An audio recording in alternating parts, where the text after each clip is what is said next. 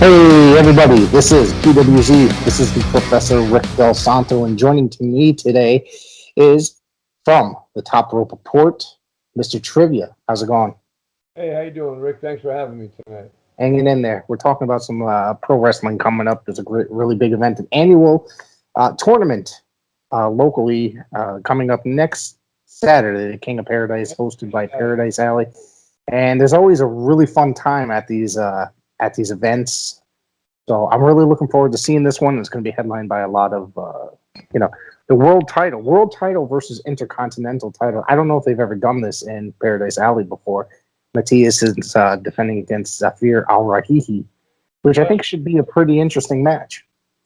Yeah, I mean, Matthias, he's a good champion. He's a good wrestler. I don't know too much about the other guy, but I think Matthias is going to come out on top. He's a good wrestler from Uruguay. He's a tough competitor. Good choice to have him as champion. Speaking of which, today is Matthias's birthday as well, so I want to give a birthday shout out. And Zafir was a former Paradise Alley Tag Team champion, him and Maxim Morozov. So he's been tearing it up for quite a while in Paradise Alley, taking titles and stuff. Well, I've seen a couple of shows on Twitch. This is going to be my first live event for Paradise Alley Pro Wrestling in close to a year. Yeah. I usually don't like to attend shows without my co-host, and we all know what the situation is with the Nugster. And so I'm getting a chance to go with my other good friend who's a member of the Top Rope Report. He used to be an independent wrestler back in the day, wrestled under the name of Tony Black and Corporal Roswell. Okay. His claim to fame was he wrestled Lumberjack Rick Fuller. I remember Rick Fuller very well. Yeah. He was a New England staple for quite some time. I think he ended up, if I'm not mistaken, he made it into WCW for a little while too. Yep. And there's a lot going on. I have been to pretty much every Paradise Alley show since the pandemic opened up, or even when the pandemic was still happening, when they were having these smaller social distance shows and stuff. So this one I'm not going to be able to attend, but it is going to be on Twitch, so I'm going to be sitting there because if I can make it, my son's got a basketball tournament. I'm going to be out of town for the entire day, so I don't know if I'm getting back into town on that day. So I really hope I can. But, the guys aren't going to be mad at me for not attending, but I will be watching it. And I will be watching and reporting it because one thing is that I love Paradise Alley. I love the guys. I love having them on the show. Anybody from there. Bull Dread has been on numerous times. Matt DeCourt's been on a number of times. Rep Bill is coming on tomorrow. There's always a bunch of guys that I've scheduled a bunch of guys. It's just a matter of working our schedules out. My match. The podcast that I do, we're going to have Matt DeCourt on our show as a guest on the 23rd, which will be the day after Paradise Alley, so we can talk about the show. That's cool. He's always a good guest and very talkative. He's always got some really good stuff to say, even outside of the Paradise Alley when we're just talking professional wrestling. So the other thing, another match is the King of Paradise. There's only is that it? Oh no, wait, hold on. Let me get to this. We're going to discuss the matches that are not part of the tournament before we discuss the tournament. I think that's so. The next match is a tag team match. It's going to be a three-way with the Firm, the Haven against Waves and Curls. Waves and Curls actually made their AEW debut on their YouTube series Dark recently, and I thought they killed it against the Varsity Blondes. They're going to be on again this week or this coming Tuesday on AEW Dark as well. So good for them.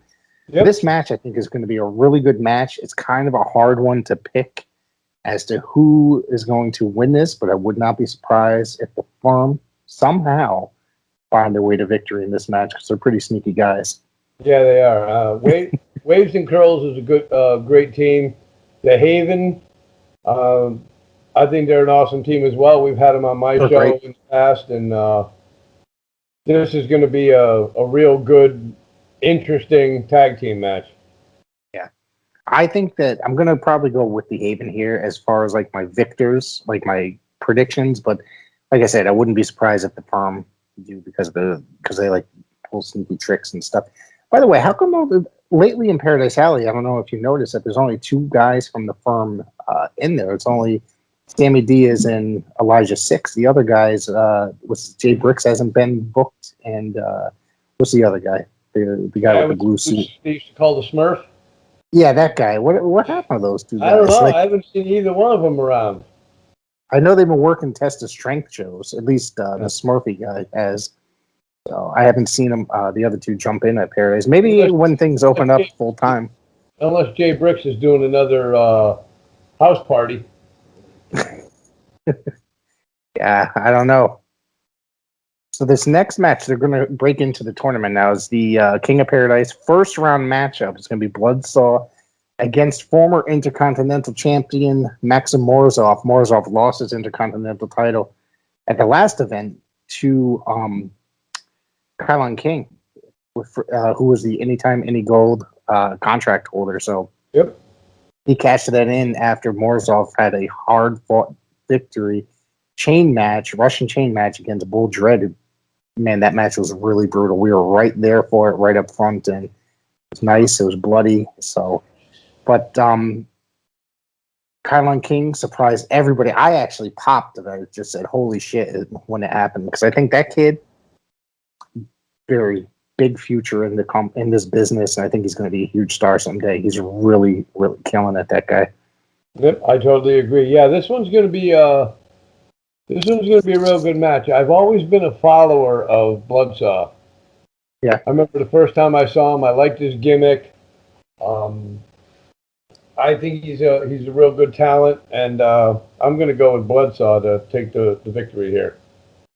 I'd have to go with. I think that's a very good chance that that's going to happen, but wouldn't be surprised if Morozov somehow got his way to victory somehow, because he is he's a brutal guy, but it doesn't seem like he really has many friends right now. As they kicked the Pyramids of Power. Excuse me. They destroyed them last time, and they attacked him. They turned around and attacked him at the previous show, but the show before that, him and Zafir attacked them. So I wouldn't be surprised if somehow Zafir got involved, but it very well could not happen, and Bloodsaw will go to victory. Right. So there is another one. Oops, I just closed the page. This one I'm really looking forward to, because was it the last show or the show before that? I think it was his first appearance that I witnessed at Paradise Alley, is High Voltage Omar taking on Flash Waller, who's another kid that's going to be a huge star someday as well. Yeah, this is going to be a real good match. I love the way Flash Waller works in the ring. Mm-hmm. Like you said, he's got a good future in this business as long as he stays healthy and stays on the right track. High Voltage Omar, I've seen him a few times, and he's a tough competitor. Yeah, he's really good. Yeah, I've heard a lot of talk about him prior to that. Like Kincaid talked about him a lot, and I've seen him on his show before. And then I finally got to see him, and I was really impressed with this guy. I think Flash Waller's going to come out on top, though. I agree with this one. I think Flash is definitely going to go with this one, and then also this one I think is going to be the oddest match out of the first round matches. Bull Dread is going to be taking on Kylon King. The greatest warriors and the greatest champions are those that have suffered defeat, have fallen, and have rose right back up and claimed what is theirs. May 22nd, PAPW King of Paradise, Kylon King. You may be PAPW's top prospect. You've always shown me respect. But rest assured, friendship aside, this is all business. As I'm on the path to claim, once again, to be the best in Paradise Alley Pro Wrestling, and claim king of paradise. Dread, don't kill the kid. Seriously, because this is to work two different styles. Yeah. And and Dread is be a little bit hardcore and that works of brawling styles. And like I said, I don't know. I can't really pick who the hell's going to win this one. And I think that if it is Kylon, it's going to be something like really, really crazy, like just out of nowhere kind of a maneuver. Where'd I go? You're there. I can't see myself on the screen though. Are you the blue circle? Did you maybe turn your camera off? Oi. Oh, there we are. Okay, I'm back, folks. But yeah, this is going to be a good one. I mean, Dredd, I'm going to get a chance to see him in June at Battlefront Pro. Is that in Massachusetts? You're going up there for that? That's it. I think it's in South. I think it's Lowell, Mass. Lowell, Mass. Yeah. Yeah, I have never been to a Battlefront show. I've heard a lot of really cool things. I think Kincaid has talked about it. There's been a couple other people that I've seen talk about it. It's supposed to be a really good promotion. So. Yeah, definitely. It's Dredd's first appearance, so I'm definitely looking forward to seeing him. I've always enjoyed Dredd's company. I've known him for quite a while. He's been on my show before, and I just hope he doesn't hurt Kylon too much. But then again, Kylon King, he's the Intercontinental Champion now, so you don't get that. You don't win that title. The Alley Fights champion. Yep. Yeah. Or the Alley Fights champ. So. Yeah, I mean that kid's. He's one of those guys. He has a really good style, and his move set is really good. He just, he's got a match coming up in XWA against Leo Rush. Was it next week or the week after? So, God bless him, man. This kid's making waves in the industry if he's getting matches like that. So, good luck to him in that match. I also heard that the Punjabi Lion is going to be on AEW Dark. I heard that today, kind of shortly before coming on here. I did see that. Was that Robo, right? Is his name? Yeah. Yeah, I saw him take on Matthias. I think was that last year or the end of. I think it was last year. I think it was right. It might have been the pandemic. Yeah, it was like the first match or the last match prior to everything shutting down. I think it was at that event. That was a really good match. I thought that was good. So good luck to him, man. Going on to AEW. Now, from what I understand, your guy, what's his name? Is it Vanish is also making an appearance? Or is he just, I saw him post a... For Battlefront or AEW? No, for AEW. I saw him post a picture. I saw him post a picture with, and the AEW backdrop was there. So I'll have to check that out. When's Robo going to be on? That I'm not sure. I just saw him post a picture. I'm going to have to start watching AEW Dark. That's on Saturdays, right? No, that's on Tuesday evenings. There's two different versions. There's Dark I always call it the wrong thing. Dark Elevation, which is Monday nights, and then Dark, which is Tuesday nights. They're both on YouTube at 7:00. They're interesting programs because they bring in a lot of like indie talent. Kind of like if you're watching things like when you used to watch like primetime wrestling back in the day when you were a kid. There'd be a lot of squash matches or sort of like that, but they're giving like a lot of young talent, like local talent. They come in to Florida and work matches, basically tryout matches or such things. And, it's a pretty good program because you're seeing guys that you might be watching on your local scene just all of a sudden, on there. And it's really cool that they're doing that. What's the other guy's name? The Big Cal Stevens. I know he changed his name. But he was on there not so long, a few weeks back, probably like a month or so back, and he was really impressive on there. So it's another guy that's making waves in the industry, it seems. Cool. Yeah. So what else might you have outside of Paradise Alley? Is there anything else? Well, I know my podcast is doing our prediction show tomorrow night for WrestleMania Backlash. We're doing our prediction show at 12:30. Okay. And that could be that could be heard on talkshoe.com, Google Podcast, Anchor, Spotify. Sundays. We were at 6:30 on Sundays, but now that Greg's all done with his therapy and everything on Sundays, we might be going back to our 10 a.m. time slot again. Okay. So that's cool.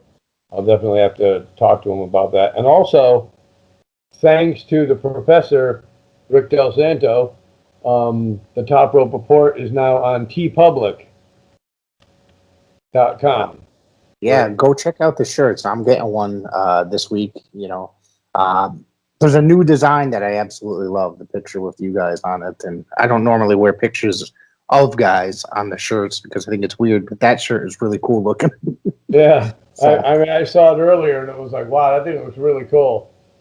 But you can purchase T-shirts, masks, notebooks, kids' clothes, phone cases, coffee mugs. Yeah, it's endless what you can purchase on there. And also, check out the PWZ store on there. Rick's got some good stuff. I've gotten some shirts off of there. My shirts. And I think they've come out way better than I expected. By looking at, they look one way on the website, but when you get them, they actually look way better in person. So and I have to go through the T-shirts that are on the site in the store, and it's like, oh my God, there's so many different colors. And as I'm clicking on the colors, it's like, wow, that looks cool. That color looks cool. Yeah. There's some really good stuff. So, and not this coming week, but the week after, there's going to be a 35% off sale as well. It seems like there's a sale just about every other week. So nice. Also, one other question I wanted to ask you: is there a way on that site that you can see who purchased the stuff? That part you can't see. Nope. Oh, okay.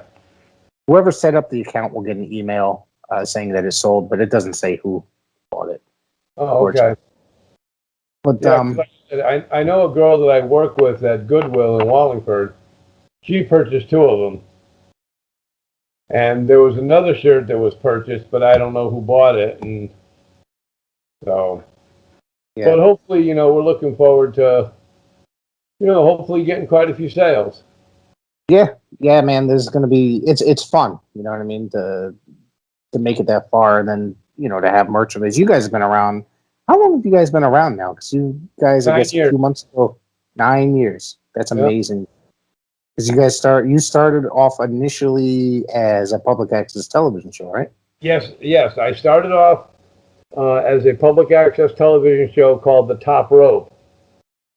And then I found out that there was another promotion that was called Top Rope. So I changed the name because I didn't want to step on anybody's toes. Right. So I bought the domain name Top Rope Report.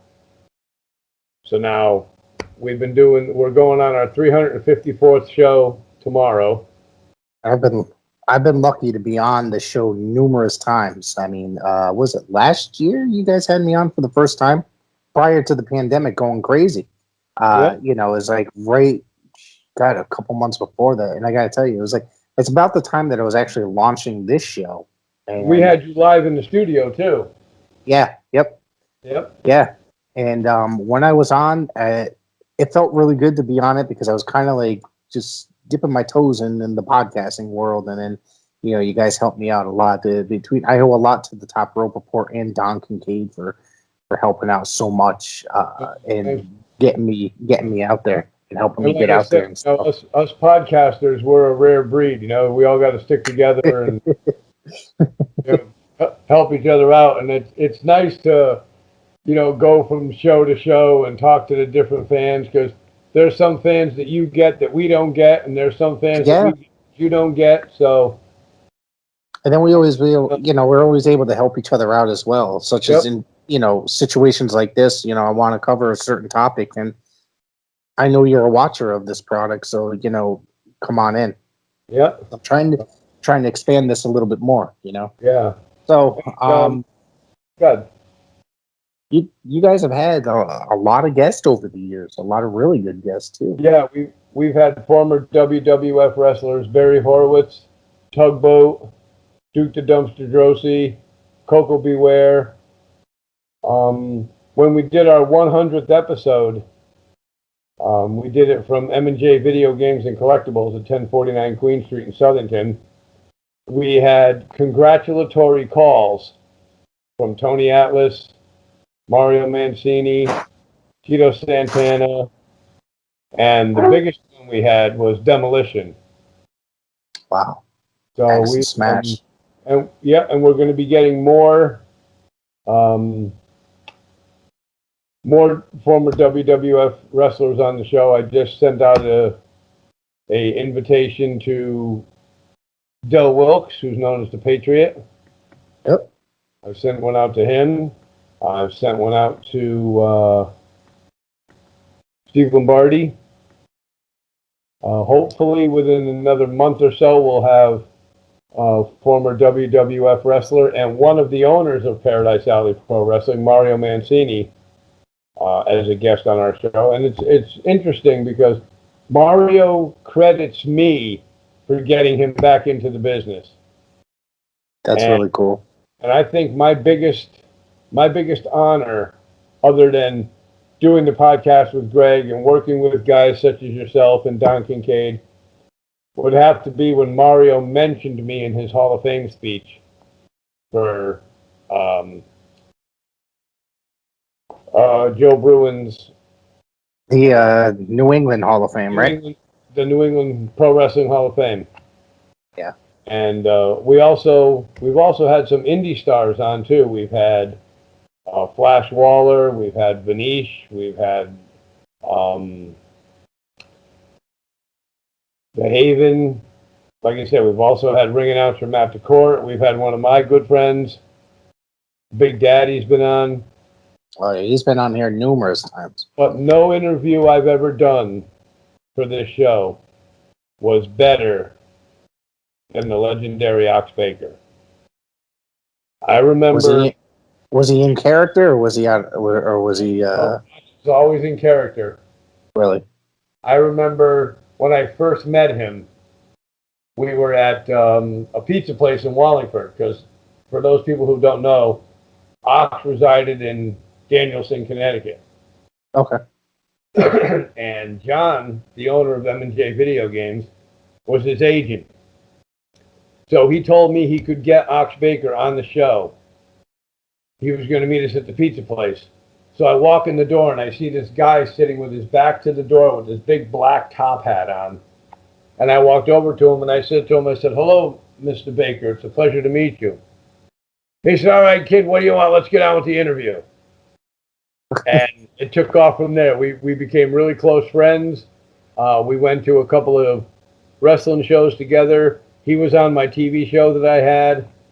And I credit John when we first started, because John was one of our sponsors.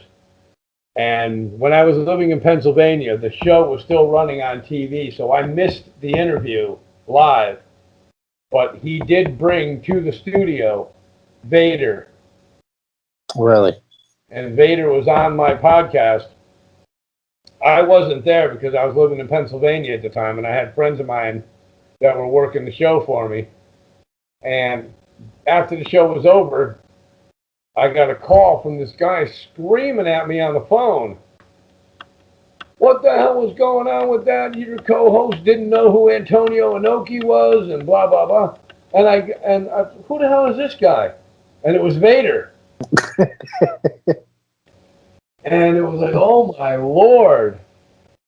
But yeah, so it's been quite a ride. I mean, as a matter of fact, I do have some of the memorabilia from some of the people I've met over the years. Gangrel. I can't. Oh yeah. The Mexicools. Oh, I remember them. Yep. I'm sure you might remember this guy, Buzz Sawyer.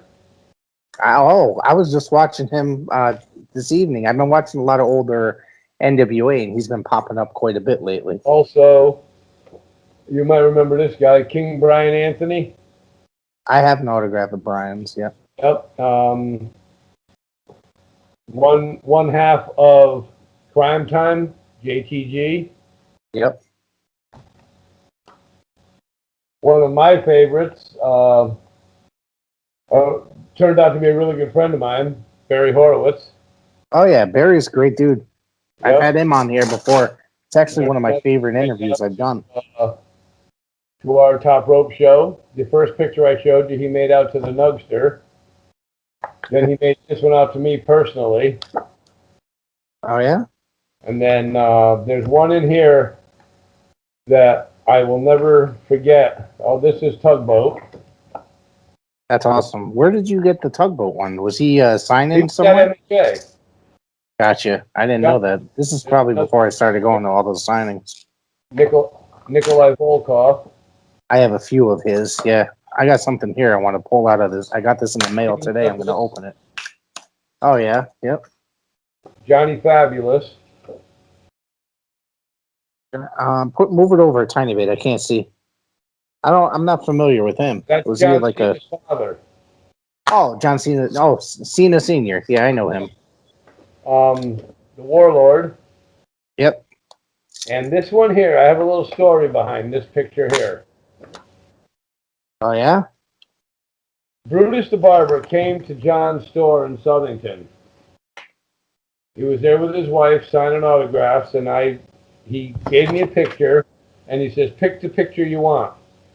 So I thought the best looking picture he had there was him and the Warrior.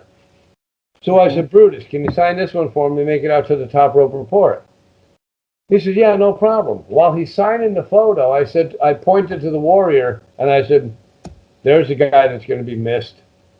And Brutus looked at me, and he said, not by me. Yeah. Well, a lot of people feel that way. He said, if there's a hell, Warrior's in it.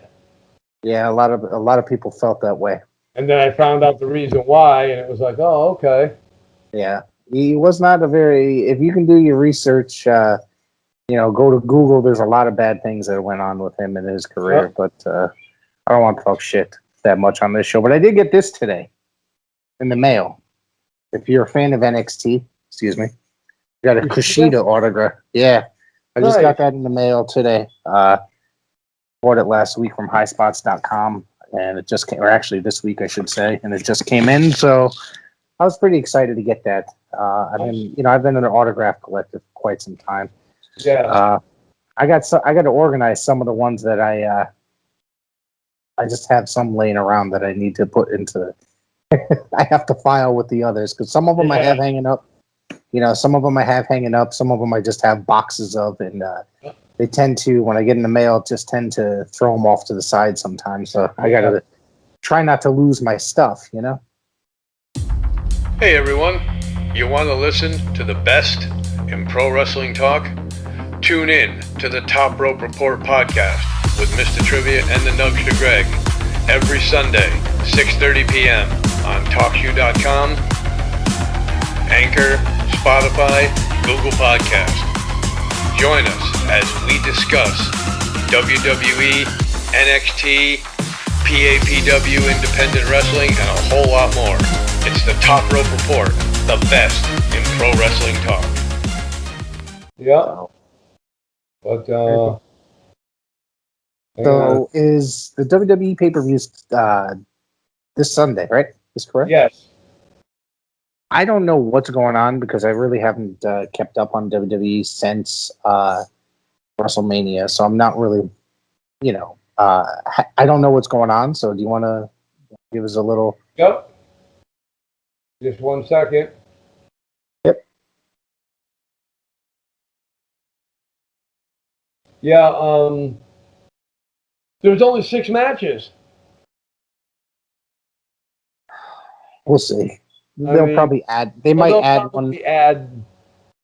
One or two more. But right now they have the triple threat match: Bobby Lashley versus Drew McIntyre versus Braun Strowman. They have the triple threat women's match. Asuka versus Rhea Ripley versus Charlotte.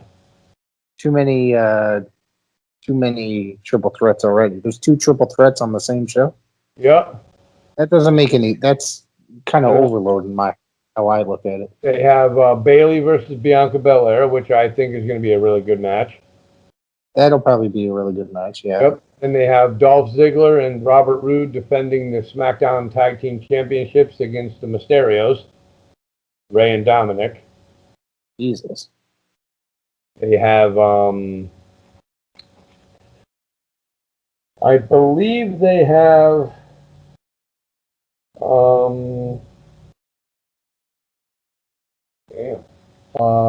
I believe they have the new SmackDown Tag Team Champions. Okay. Oh, the women's match women's. tag team champion. Yeah. Tamina and Natty against Shayna and Nia Jackson, a rematch. Right. I'm That's really not kind of something. glad. Yeah. I'm really glad that the Tamina and Natalia won. Yeah, that's just. I'm not really necessarily interested in that match. I mean, I'm gonna watch the pay-per-view because it's just. I really generally just watch the pay-per-views these days. I don't watch a lot of the actual. I do watch NXT, but things have been too busy. Oh, there's also Damian Priest and The Miz in a lumberjack match. Damian Priest and The Miz in a lumberjack match. Yep. That's going to be Damian Priest. Let's be serious. Yeah. So yeah, there's it looks like a mediocre show. I mean, the main event with Lashley and McIntyre. Get Strowman out of there. I'm kind of tired of him. He does nothing for me. He never has. Now they're saying that they want to put Drew McIntyre in a program with his former 3MB member Jinder Mahal. I mean, what kind of Jinder Mahal? I mean, I'm not gonna. Jinder is a former WWE champion. Let's be serious. Yep. The guy has paid his dues and he's been around a long time. He's not a bad wrestler. I just think that people look at him because he was just part of 3MB and he was for lack of a better term, jobber. So, people just like, oh, this guy came out of nowhere and won the title. I'm just like, some of these guys work their asses off to get to that position. You know what I mean? Yep. Oh, good for him for making it that far. I also want to mention next Saturday, unfortunately, I won't be at the signing because I'll be at PAPW. But next Saturday at M&J Video Games and Collectibles at 1049 Queen Street in Southington, John is bringing in Just Incredible from 5 to 7 for a autograph signing. And then from 7:30 to 10:30, he's bringing in Shane Douglas and the Sandman. Yeah, I'm unfortunately not going to be able to make that. So maybe I'll see if John can, get one for me, and then I'll get it from him. But yeah, because so anybody out there that's listening, you better be listening to the show because trivia is on. But anybody out there listening, it's M&J Video Games and Collectibles at 1049 Queen Street in Southington, where he does bring you the stars. 2 weeks ago, he had James Storm on. Yep. I missed that, and I'm so mad that I missed that. I mean, I had no choice. It was my wife's birthday. So it's not like, so I couldn't just sneak off and be like, hey, I'm going out. It's like, I promised my wife I'd take her out and do stuff. So, we had a nice night. So we went to the casino. We got a lobster. Let me tell you something. I'm not a huge casino fan, and I don't necessarily like doing that, but she likes doing that. So we just went, stayed overnight, and she wanted a lobster. I don't know the price of lobsters, but this lobster that she got was $108. Wow. And I was like, what the fuck is this? I was like, I thought it was going to be like $40, $50 for a lobster because I knew they were kind of expensive. Maybe it's just because it was at the casino it was that much. Probably. I was just like, hell no. But yeah, man, it was a good weekend, but I got to miss James Storm and I really wanted to go go check that out. So, I mean, I have a James Storm autograph already. I have a picture of him and Bobby Roode from when they were in TNA together as beer money. So, you know, it would have just been a really cool opportunity just to meet him. You know what I mean? I mean, I did that when Barry was there. I had already had autographed pictures of Barry Horowitz, but I wanted to meet him. So I ended up getting a really cool photo from Barry as well. Yep. So let me ask you, we just got some bad news yesterday that ECW legend New Jack had passed away at the age of 58. One of the toughest hardcore guys around. Yeah. To be honest with you, no disrespect to anybody because I don't talk ill of the dead, but I'm really surprised he lived that long. But, yeah. I'm not going to say anything. I've met him once before. He was real cool with me. I've heard that he was a wild individual. If you've ever seen this episode of Dark Side of the Ring, he's a pretty wild individual. Yeah. So, you know, it was just one of those things like he's pretty, you know, I'm surprised that he did as well. I mean, he lived a wild lifestyle for a very long time, you know. So but he God bless him, you know. And rest in peace. You know, he was a legend. I was there for that Danbury, you know, one of the Danbury Fall, they call it, when he damn near died in Danbury, Connecticut for the ECW pay-per-view, when him and Vic Grimes were on top of the scaffold, and there was a mishap when they were supposed to go off of it, and New Jack ended up landing on his head and basically cracking part of his skull. So, goddamn, you know, that was some wild times, but you know, rest in peace to New Jack. And I couldn't believe it because he was still a very active, you know, in the indie scene. He would still make appearances. He would do a lot of autograph signings and stuff. So you know, I was actually surprised to hear about that. I just mentioned to John that I was going to promote his signing. I said I'm on Skype with Rick Del Santo, and he says thanks. He said we'll promote you guys too. So maybe John should come on the show sometime and talk about wrestling and Bob Backlund and all his signings. And now, if anybody that's listening has never heard of M&J, it's a really freaking cool store. It really is. You walk in there, it's got video games from God knows when, the beginning of time, the beginning of the video games. It's got wrestling merchandise. It's got wrestling magazines. They got a whole wall of fucking wrestling action figures from dating back from the 80s to I worked at that store for 3 years. So yeah.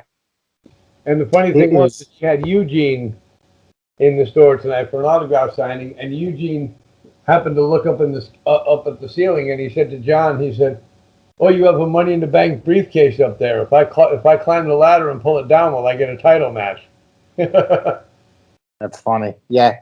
If anybody, you know, it's just a really cool place to visit. Like they've got tons of DVDs. He's got tons of DVDs. He's got signings basically every other weekend. It seems like sometimes in the same day he's got them. You know what I mean? It's like several people. He's had the who's who of wrestlers. Yeah, he really has had a ton of guys. I mean, I'm trying to think. The last one I went to was Barry Horowitz, but he's had Maven, he's had Kurt Hawkins, he's had Justin Credible is there all the time. Bob Backlund, you can be lucky, and Bob Backlund will just show up at the store for lunch one day, and you know, you can walk in, he'll just be sitting there with John. You know, he's had Tony Atlas numerous times. There's been a lot of. I remember when John had his store on Center Street in Wallingford. Oh, really? And in the same day, for a signing, at the same time, he had Dwayne Gill, Barry Hardy, EC3. Oh, wow. And Crazy Steve in the morning. Then in the evening, he brought in the big guns. Kevin Nash, Papa Shango, Doink the Clown, and Hornswoggle. And fortunately, I was there to see all of those. I mean, he's had Larry Zbyszko. Oh man, that's really cool that Zbyszko was there. Yeah, I was there with Greg. I got an autographed photo of him, and but I remember when Charles White was there, the Godfather. He had all three personas: the Godfather, Papa Shango. He was just there at the other store too, the Queen Street store recently too, probably a few months ago, I think. Yeah, and Wasn't- I also remember working in the Wallingford store, and just like you said with Backlund, in the Wallingford store, the door just flew open, and boom, there was Tony Atlas just walking through the front door. For a man who's 60 years old, he is still in tremendous shape. That dude is incredible. Now, let me ask you, did you ever watch you're a New England guy, you're from Connecticut originally, right, Mike? Yep. And you lived in Pennsylvania for a little while. Now, do you remember when Tony Atlas left WWF? Yep. Do you remember him wrestling for the Savoldis ICW? Did you watch that at all? No, I haven't. No, but I remember him going there. I've watched it. When I was a kid, I watched this. Somebody that listens to the show and has been on the show many times laughs at me because there's always seems to be a way that I can bring up the Savoldis somehow. And you just brought up Tony Atlas. So here it is. I'm talking about him again. It's like that was like my favorite independent promotion outside of WWF when I was a kid, up until they closed in 1995. But that's the first time I got to see Tony Atlas as a heel when he turned on was a Jumpin' Joe Savoldi. And he was an incredible heel, but that dude was huge. Even now, what's he, 60-something, almost 70 years old? Yeah. So he keeps in really good shape. And I remember when John had him at a signing in his store in the afternoon in Wallingford, we went to the Pacific Buffet, me, John, and Tony, just sitting down shooting the shit. Not one person in there knew who he was. Because, sometimes they'll come over and they'll want to get an autograph or a picture with you or something. Not one person. And he was out of the spotlight really early on in the 80s. You know what I mean? You get a chance on YouTube and listen to the interview Hannibal had with Rocky Johnson. Oh, yeah. I might have seen that one already. Yeah. Talk about Tony Atlas. Yeah. Yeah, I've heard him on...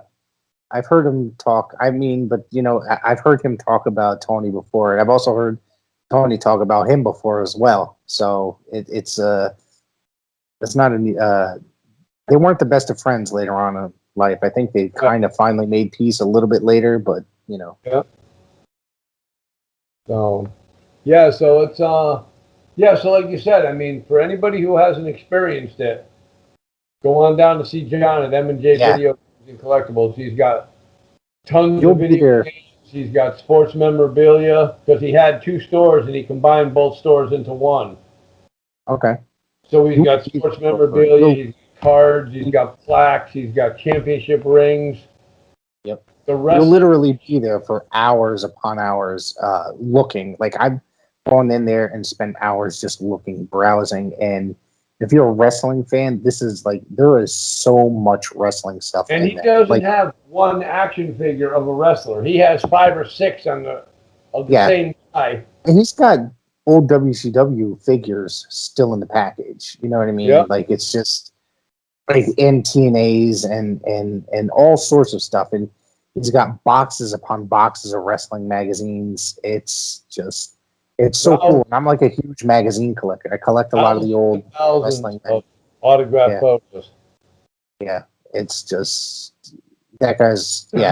He's doing a good job out there, man. He really is. He's an agent to some of the WWE wrestlers, so that's how he gets them to come in with people that he worked with.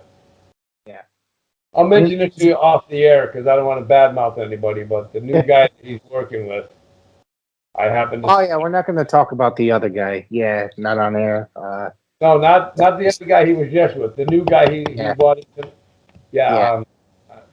I'll tell you. We'll talk off the air.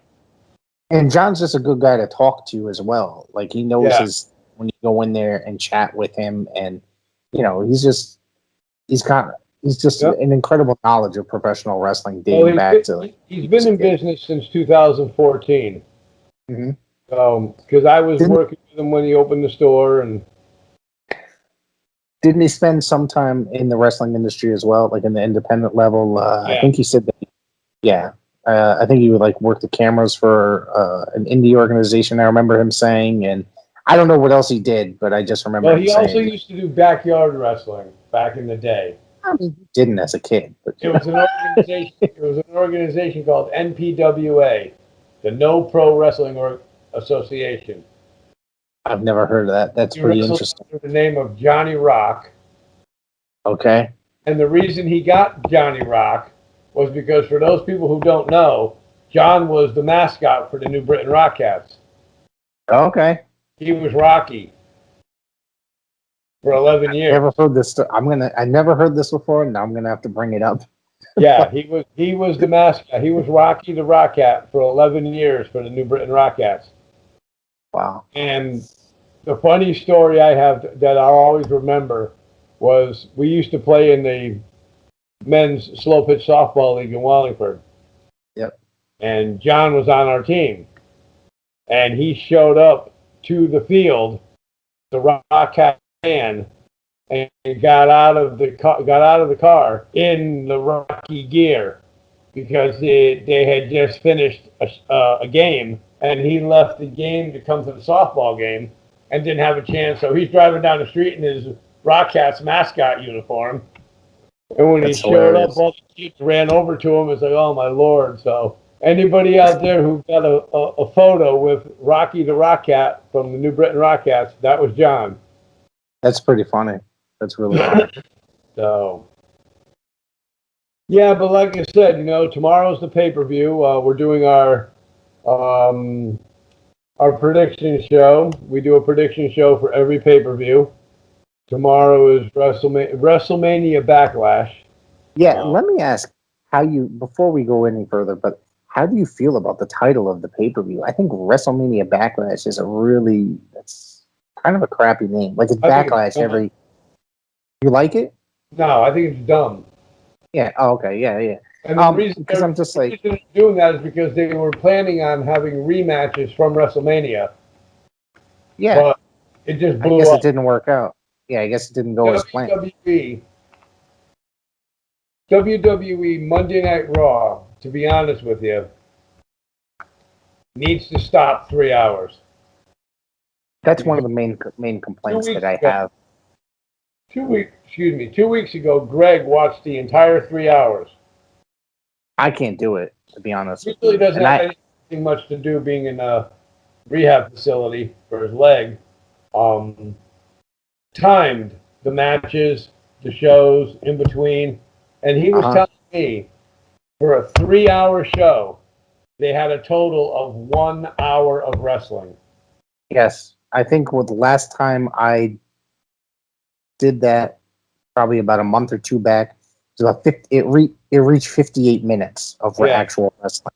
For a 3 hour program, everything else is behind the scenes, backstage bullshit and promos, in-ring promos, and all that other garbage that nobody else wants to watch.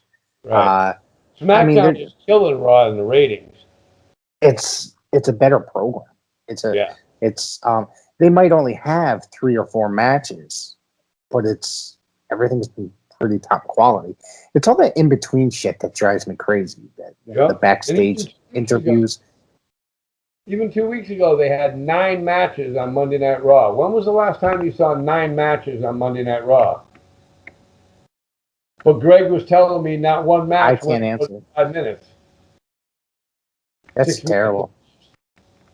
That's ridiculous. That's ridiculous. Seriously. Because I mean, the whole formula, for them, it hasn't changed in 22 years, 23 years, probably since the beginning of the Attitude Era. The only thing that's changed is that it went from the Attitude Era to the PG era. Yeah. It's just the formula for the show is the same. The way they build the show. Right. It comes out, you open up, oh, yada, yada, this is Monday Night Raw. And then somebody's music hits and it opens up with somebody opening up with a promo. Mm-hmm. In-ring promo. And then that's the first 20 to 30 minutes of the show right there. And then somehow another wrestler comes out and argues with them. And then suddenly these wrestlers make their own matches. It's not remember when we were, and I've complained about this so many times on the show. Remember when we were younger, they would always build it up. You'd have either the promoter or the booker or the, stuff like that coming out being like, oh, this night, Saturday night in Greensboro, I don't know, this guy is going to wrestle this guy. Instead, these guys just come out there and say, hey, we're wrestling each other tonight. And then all of a sudden that's what's going on. It's ridiculous. Right. It's like the wrestlers have overthrown anything that the actual authorities have. They have more authority than, say, the promoters and bookers and stuff like that on the shows. It's such a terrible formula. Now, you had mentioned before that you really don't follow WWE that much, but Not anymore. It's getting. I mean, what do you think of the Bliss character? the witch character. I hate it. Bliss. I hate it. I don't care about anything with the Fiend. I don't care about any. I think it's terrible. And I think like it lost a lot of steam right off the bat. And since Alexa Bliss has come back or come in it, like I guess they're trying to do something different with it, trying, teaming them up together. And to me, it just doesn't work. I don't want to see a bunch of supernatural stuff when I'm trying to watch a professional wrestling program. Right. I just want to see, wrestling and such things like that. I don't like special effects. I mean, I don't want to see a guy barfing up black goo. I don't want to see somebody being mind fucked, basically. All this like ridiculous like stuff. It's like I came to watch wrestling. If I wanted to watch a horror movie, I'd watch a horror movie. If I wanted to watch a kids show, I'd watch a kids show. It's just and when it comes to wrestling, and I know I'm like super picky when it comes to professional wrestling. I'm sure you've probably gotten that from me, me saying it's like I'm really into the traditional style of professional wrestling. Yep. And all the bullshit, it really drives me freaking nuts. It really does. I mean, I go back to Ivan Putski, Ken Patera, Jay Strongbow. I go back to that era.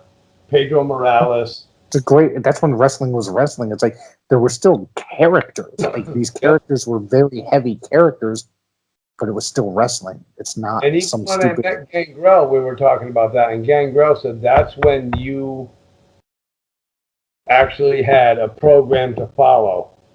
Yes. This is what you're going to do. This is what you're going to do. This is how it's going to work out. He said now they just willy-nilly it.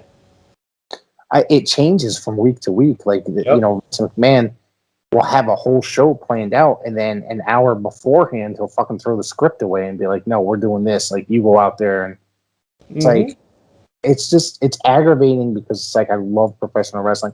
And that is why I stick to watching the independent professional wrestling. Yep. Mainstream wrestling is not really, it's not what it was. You know what I mean? It's just not holding it in for me. Like, I try to watch WWE, like Monday Night Raw. It's been a while since I've tuned in. Like, for a while, I was turning it on, and I'd probably get about a half hour in before I just got frustrated and then shut it off. It's like, I would always at least try to watch it, but lately it's unbearable for me. SmackDown's been the better program. Yeah. That one I actually have been tuning into more. I haven't watched last night's episode, but I remember when I was meeting with some of the wrestlers at John's store a while back, and I talked to Gangrel and a couple other wrestlers, Nikolai Volkov and Tito and everything else during the signings. And I'm really surprised that a lot of the older guys, such as them, don't watch the product anymore. Mario doesn't watch wrestling anymore either. Nope, like, because they can't stomach the way it's turned out. And that's how there's good wrestling out there. You just have to find it. The same thing with music. Where you and I are a little bit older, so we're not going to be into like all the stuff that the kids are into.